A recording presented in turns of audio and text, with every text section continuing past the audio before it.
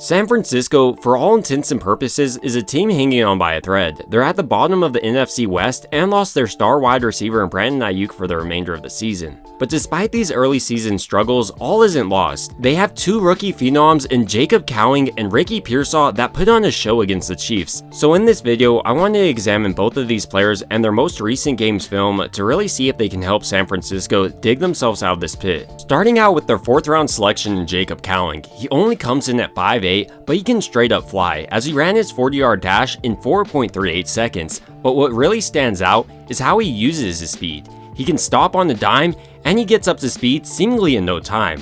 On this double move, for instance, you can see how Cowing almost slows all the way down, and this causes Najee Johnson to bite on this route. And because of this slight hesitation, Johnson never recovered, and if Purdy just led Cowing a little bit more, we'd be celebrating his first touchdown. Cowing's athleticism also makes him the perfect candidate for screens. You can get the ball to him out in open space, and his crazy athleticism just takes over. And when you watch him last year for Arizona, you could really see this. He set a school record with 13 receiving touchdowns. And the big reason he scored so much was because of what he did after he caught the ball. And with a guy like Brandon Aiyuk out, I'd like to see Cowing get more reps. Because like Aiyuk, Cowing is a man beater. He just gets out of his route so quickly, defenders can't cover him. And another rookie who showed a lot of this during his run was Ricky Pearsall. Unlike Cowing, Pearsall is a more prototypical wide receiver. He was San Francisco's 1st round selection and comes in at 6'1" and ran his 40-yard dash in a respectable 4.41.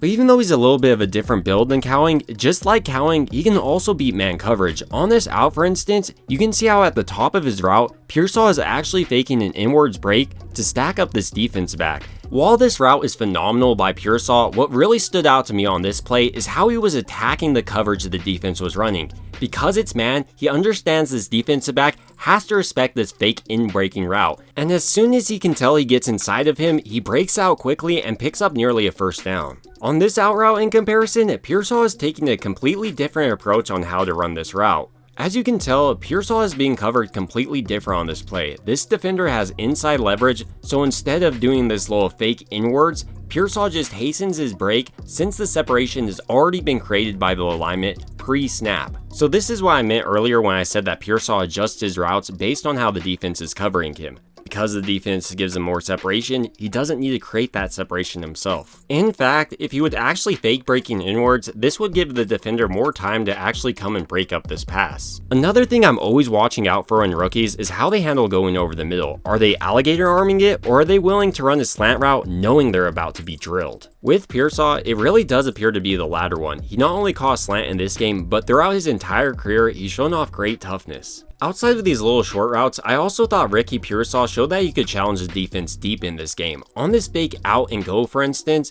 he burned Johnson just like Cowing did earlier. And if Purdy just had a half a second more in the pocket, I really think he would have found him for a major gain.